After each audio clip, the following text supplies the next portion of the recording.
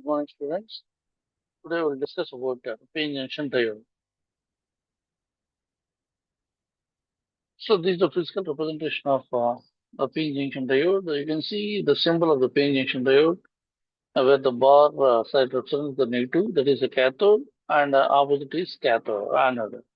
So in the other way, you can see the physical view of the diode, where the silver coating appears, that is nothing but a cathode, and you can easily identify the cathode, and opposite one is anode.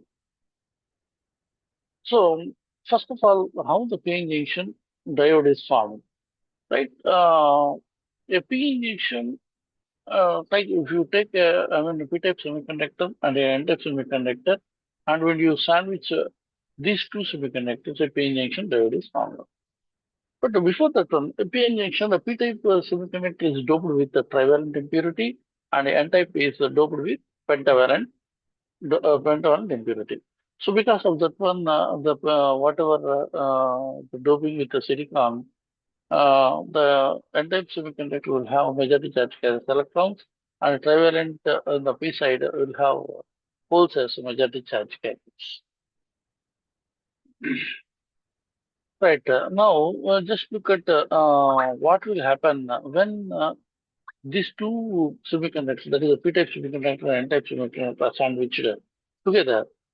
So whatever the excess electrons from n-type region will jump into the p region, and at the same time, whatever the excess electron from p side will jump into the n-type region. Because of that one, now when you see when excess electrons jump from n-type region to the p-type, there you will get you will see a positive immobile ion will be created at the n-type. And when electrons jump from p-type semiconductor to n-type semiconductor, leaving a negative immobile ion will be created. So the together, whatever the positive and the negative immobile ion, whatever this region, we'll call it as the depletion region, right? So the depletion region is thickness of 10 power minus 6 meters. And if you see, if the pH action is heavily doped, that you can have a thin depletion region, and if it is a lightly doped, you will have a thick depletion layer. So let's look at the P junction diode. The P junction diode can be, the working of the P junction diode, if you see, we can connect it in two ways. One is the forward bias and one is reverse bias. In the forward bias, let's see, the P-type semiconductor is connected to positive terminal of the battery, and the N-type semiconductor is connected to negative terminal of the battery. Because of this one, the positive charges will come to the P-type region, and the negative charge will come to the N-type region. Whatever the negative charge comes to the N region, N-type of semiconductor, because of whatever the negative charge, whatever the negative charge we applied, because of the repulsion, the electrons move towards the depletion region, and at the same time, because of the positive charge, the holes, whatever the positive charge, will move towards the depletion region. Because of the opposite force move through, whatever the electrons moving towards the towards the depletion region, and the holes towards the depletion region, these both break the whatever the depletion region at 0.6 volts. Okay, so the VA characteristics we'll discuss at the end of this presentation. Coming to the reverse bias, you see the P-type semiconductor is connected to negative terminal of the battery, and the N-type semiconductor is connected to positive terminal of the battery. Because of this one, you see, whatever this P-type semiconductor will have the negative charge here. Because of this negative charge, whatever the holes are attracted towards the negative charge, because the holes are positively charged. At the same time, whatever the electrons which are negatively charged, this is connected to the positive terminal of the battery. So all these electrons will be attracted towards the positive terminal of the battery.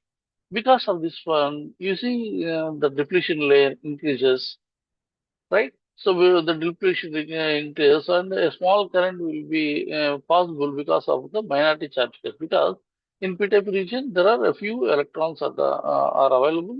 That is, they are called as minority charge carriers. And in the n-type region, a few holes are also there, so they carry the current. So these two are nothing but minority charge carriers. Now let's look at the PV characteristics of the P-N junction diode.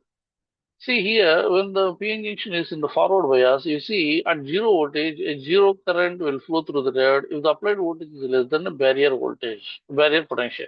A small current flows through the diode, but when the applied voltage exceeds the barrier potential, the current starts flowing through the diode and increases rapidly. This applied voltage that will start the current flow through the diode is known as forward voltage (VF) of a diode. It is also called as a new voltage. Coming to reverse bias, at zero voltage, no current flows through it. If the voltage increases, a very small current starts flowing through the diode because of whatever the minority charge carries. So this is nothing but a reverse leakage current. So this reverse current is so small, maybe at microamperes, and at certain, if you increase the voltage at certain point, the diode starts conducting heavily in the reverse direction and current starts flowing rapidly through the diode. So this is nothing but avalanche breakdown. The avalanche breakdown is nothing but where the point uh, the current starts conducting through the diode. Where this point is nothing but avalanche breakdown, or it is nothing but a reverse breakdown voltage. But the normal PN junction diode is not advisable to use at the reverse bias.